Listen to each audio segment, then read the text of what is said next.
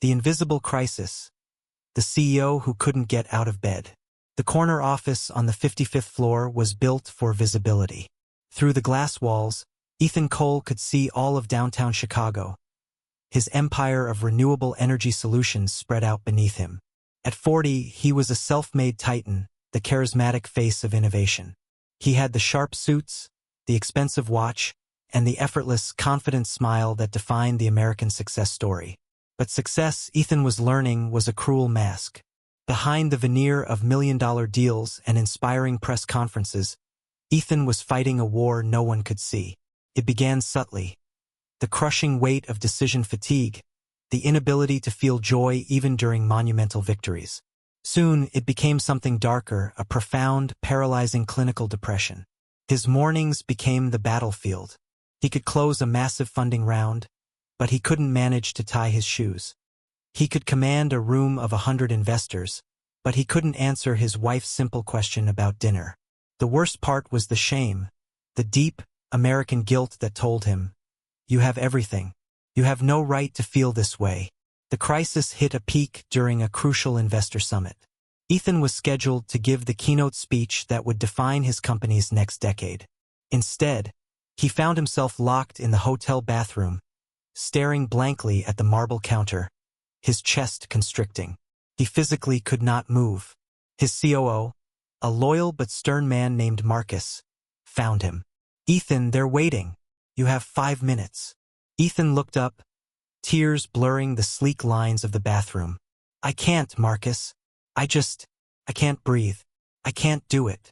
Marcus, confused and enraged by this display of weakness from his formidable boss, took the stage himself. Ethan's absence was explained away as a sudden flu, but the damage was done. The press hinted at a crisis. The stock dipped, and Ethan's inner voice screamed, "You're a fraud. You broke your company." This breakdown was the involuntary trigger for change.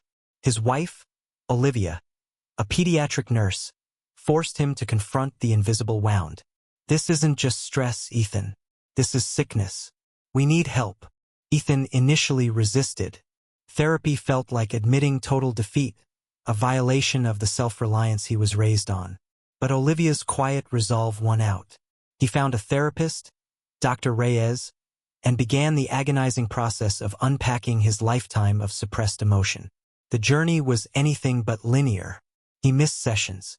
He doubted the diagnosis. He lashed out. He was told he needed to scale back his work hours, a terrifying suggestion that meant forfeiting the identity he had built since college. The redemption was found not in quitting, but in redefining his leadership. He took a 3-month sabbatical, retreating to a quiet cabin in Wisconsin. There, without the suits and the schedules, he found 2 things: his love for simple, honest conversation and a realization. His greatest strength was now his greatest vulnerability.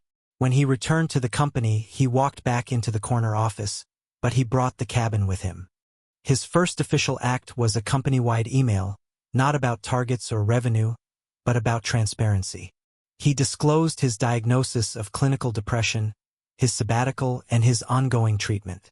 He wrote, "For years, I believed leadership meant being bulletproof. I was wrong. True leadership means being human. I'm sharing this not for sympathy, but because I know many of you are fighting invisible battles, too. This company will now prioritize mental health the same way we prioritize financial health." The response was immediate and overwhelming.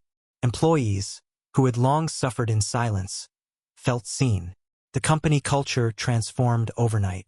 They implemented mandatory mental health days, subsidized therapy, and a no after-hours email policy. Interestingly, the stock stabilized and then began to climb. Investors respected the authenticity and the newfound stability in his leadership. Ethan, no longer burdened by the need for a perfect facade, led with genuine empathy and focus. His ultimate victory wasn't curing his depression. He knew it was a daily management, but in using his struggle to create a better world, not just through renewable energy, but through humanity. 1 year later, Ethan stood on the same 55th floor, looking at the city. He still wore a suit, but it felt different.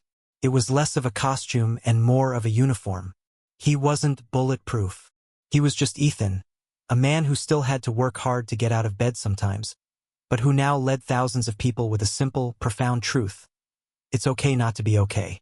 His invisible crisis had forged him into a visible champion for a cause far greater than quarterly profits.